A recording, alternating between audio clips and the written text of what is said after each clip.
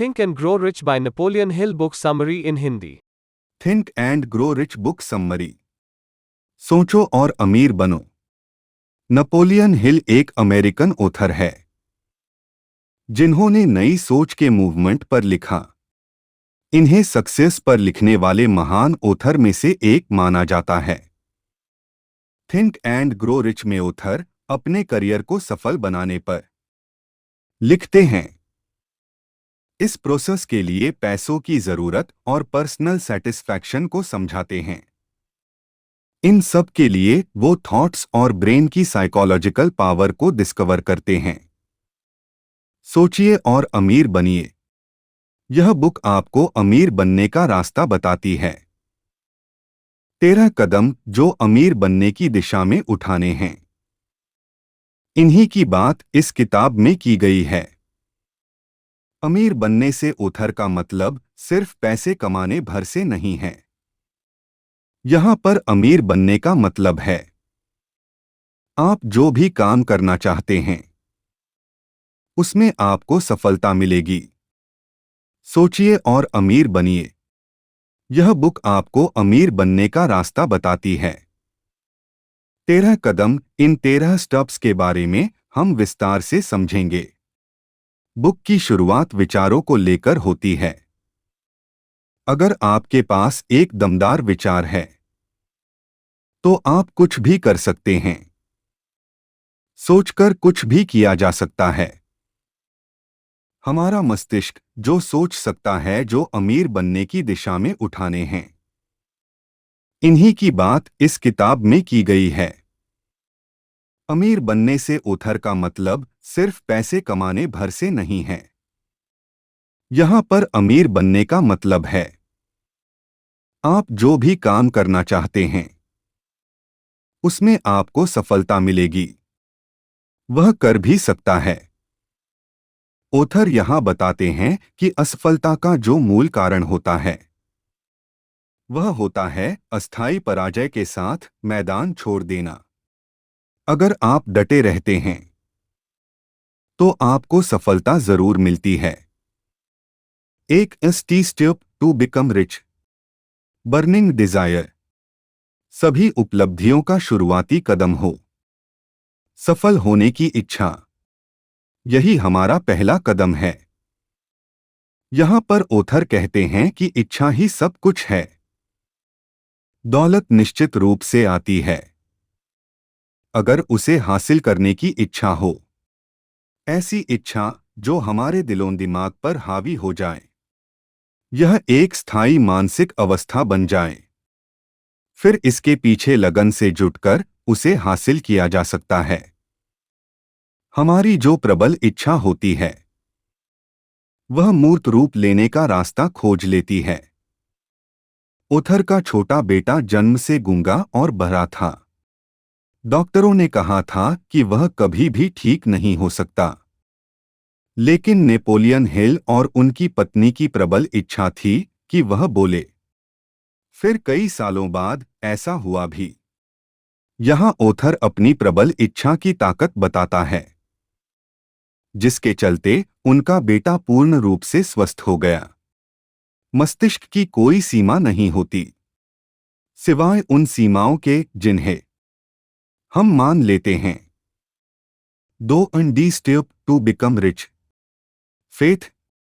आस्था जो हमारी इच्छा को हासिल करने का विश्वास देती है। सकारात्मक भावनाओं में जो सबसे सशक्त भाव होते हैं वह 3 तरीके के होते हैं। आस्था, फेथ, प्रेम, लव और वासना, सक्स। आस्था का मतलब है कि हम बार बार अपने अवचेतन मन सबकॉन्शियस माइंड को निर्देशित करें अपनी इच्छा के प्रति, अपने लक्ष्य के प्रति। अगर आपके अवचेतन मन में आपकी आस्था ने घर कर लिया तो उसे सच साबित होते कभी देर नहीं लगती। अगर नकारात्मक बातें हम अपने दिमाग में भरेंगे तो उसके नकारात्मक परिणाम ही होंगे। यदि सकारात्मक निर्देश हम अपने दिमाग को देंगे तो उसके सकारात्मक परिणाम होंगे।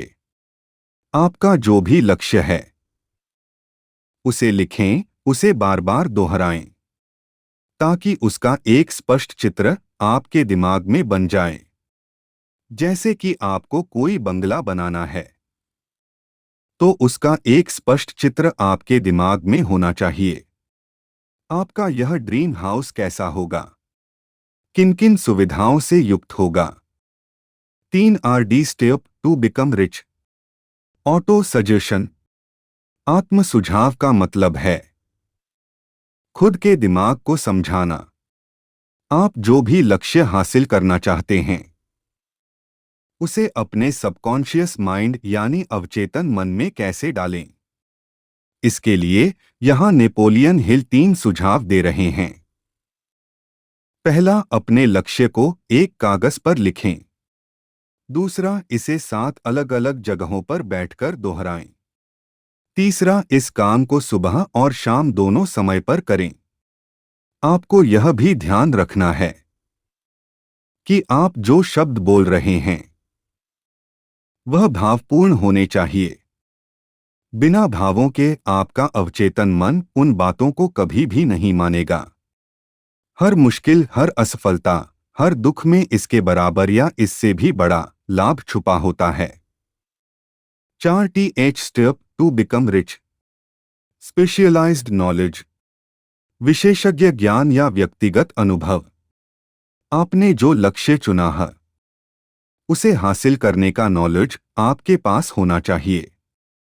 अगर हमें लक्ष्य को हासिल करने का ज्ञान या अनुभव नहीं है, तो इस कोरी कल्पना का कोई भी फायदा नहीं होता। अगर आप एक सॉफ्टवेयर डेवलपर बनना चाहते हैं, लेकिन आपको कंप्यूटर या प्रोग्रामिंग लैंग्वेज नहीं आती, तो आप उसे नहीं कर पाएंगे। यदि आपके पास उस चीज की स्पेशलाइज्ड नॉलेज नहीं है, तो आप उस काम को नहीं कर पाएंगे। एक और रास्ता मास्टरमाइंड ग्रुप का है। आप अगर एक मास्टरमाइंड ग्रुप अपने पास रखते हैं, यानी कि ऐसे लोगों का ग्रुप जो उस काम का मास्टरमाइंड हो, तब आप उस टीम के सहारे कुछ भी काम कर सकते हैं। इसका सबसे बेस्ट एग्जाम्पल है हेनरी फोर्ड, जिन्होंने अपनी टीम के चलते $1 बिलियन की वर्ल्ड फेम कंपनी बनाई। 5TH step to become rich. Imagination a brain workshop. अगर इंसान किसी चीज की कल्पना कर सकता है, तो वह उसकी रचना भी कर सकता है। अगर एक आदमी कल्पना कर सकता है कि उसके पास लग्जरी गाड़ी हो, तो वह इसे बुक में बताया गए इन 13 स्टेप से हासिल भी कर सकता है। यहाँ पर ऑथर एक युवा के कल्पना शक्ति की बात बताते हैं, जिसने विश्व प्रसिद्ध ब्रांड कोका कोला का फॉर्मूला बनाया था। उसके पास यह कल्पना नहीं थी यह सॉफ्ट ड्रिंक कभी इतना बड़ा ब्रांड हो सकता है। लेकिन जिस युवा को उसने यह फॉर्मूला बेचा, उस युवा के मन में था कि मैं इसे पूरी दुनिया में बेचूंगा। उसने यह कर भी दिखाया। 6TH step to become rich. Organised planning. आप जो भी चीज हासिल करना चाहते हैं, उसकी आपको एक निश्चित योजना बनानी पड़ेगी। यह चीज मुझे कैसे मिलेगी? प्लानिंग बनाने के लिए ऑथर बताते हैं एक एक्सपर्ट टीम की जो योजना बना सके। ऑथर यहां एक सजेशन यह भी देते हैं, अगर आपकी यह योजना असफल हो जाए, तो आप डरे नहीं। लक्ष्य को निर्धारित करते हुए अपनी प्लानिंग चेंज करें और आगे बढ़े। 7TH step to become rich. The ability of decision making. निर्णय लेने की क्षमता का विकास करना, यानी कि टालमटोल करने की आदत पर विजय पाना। यह गुण हेनरी फोर्ड के सबसे उत्कृष्ट गुणों में से एक था। वह निर्णय को तत्काल रूप से लेते थे, उस पर अडिग रहते थे। ऑथर कहते हैं कि राय दुनिया की सबसे सस्ती वस्तु होती है, इसलिए अपने निर्णय खुद ले। जो लोग निर्णय लेने की ताकत रखते हैं, उन्हें पता होता है कि वह क्या करना चाहते हैं। अनिर्णय की क्षमता कुछ लोगों में बचपन से ही शुरू हो जाती है, जिसे निर्णय लेने की क्षमता में बदलना जरूरी है। निर्णय लेने में आत्मविश्वास जरूरी होता है, जो बहुत कम लोगों में दिखाई पड़ता है। 8th step to become rich, the power of devotion. सोचिए और अमीर बनिए। द पावर ऑफ डिवोशन यानी लगन की शक्ति। लगन, डिवोशन के पीछे कोई बड़ा अर्थ नहीं छिपा हुआ है, लेकिन यह गुण इंसान के लिए उतना ही महत्वपूर्ण है जितना कि स्टील बनाने के लिए कार्बन। आज अगर हम आधुनिक युग में टेक्नोलॉजी और इंडस्ट्री में सफल हुए लोगों पर नजर डालें, तो हम देखेंगे कि उन सभी व्यक्तियों में एक कमान क्वालिटी होती है। उन सभी को अपने काम में लगन होती है। नेपोलियन हिल बताते हैं कि लगन को कैसे विकसित किया जाए। इसके लिए आप 4 रास्ते अपना सकते हैं। पहला, निश्चित लक्ष्य, फिक्स्ड गोल। दूसरी, निश्चित योजना, अ गुड प्लानिंग। तीसरा, एक सकारात्मक दिमाग, अ पॉजिटिव माइंड। चौथा, एक या अधिक लोगों के साथ गठबंधन, अ वेरी डिटरमिन्ड ग्रुप, जो हमेशा आपको प्रोत्साहित करें। यहां लेखक का मतलब है mastermind group. 9th step to become rich, improve self power. स्वयं की शक्ति को बढ़ाना। स्वयं की शक्ति को कैसे बढ़ाया जाए, इस बारे में ओथर कहते हैं, अगर आपके पास पावर है तो आप सब कुछ हासिल कर सकते हैं। बिना पावर के आप कितनी भी प्रभावशाली योजनाएं क्यों न बना लें, उसमें आप सफल नहीं हो सकते। अमीर बनने के लिए पावर का होना बहुत जरूरी है। अब बात आती है कि ब्रेन पावर को कई गुना कैसे किया जाए। How to increase your brain power. यहां नेपोलियन हिल एग्जाम्पल देते हैं बैटरीज का। अगर एक बैटरी की जगह कई बैटरी का पावर जनरेट की जाए तो बहुत ज्यादा पावर प्राप्त होगी। यानी जब एक से अधिक दिमाग एक साथ काम करेंगे तो आपकी शक्ति में अपने आप इजाफा होगा। यहां पर ओथर टीम वर्क बात करते हैं। 10th step to become rich, sex transmutation. Sex energy का रूपांतरण, मतलब एक तत्व या ऊर्जा का दूसरे रूप में बदलना। लोग सेक्स को सिर्फ शारीरिक सुख के रूप में लेते हैं, लेकिन नेपोलियन हिल इसके पीछे 3 संभावनाएं देखते हैं। पहली संभावना है मानव जाति का स्थायीकरण। दूसरा, स्वास्थ्य बढ़ाना।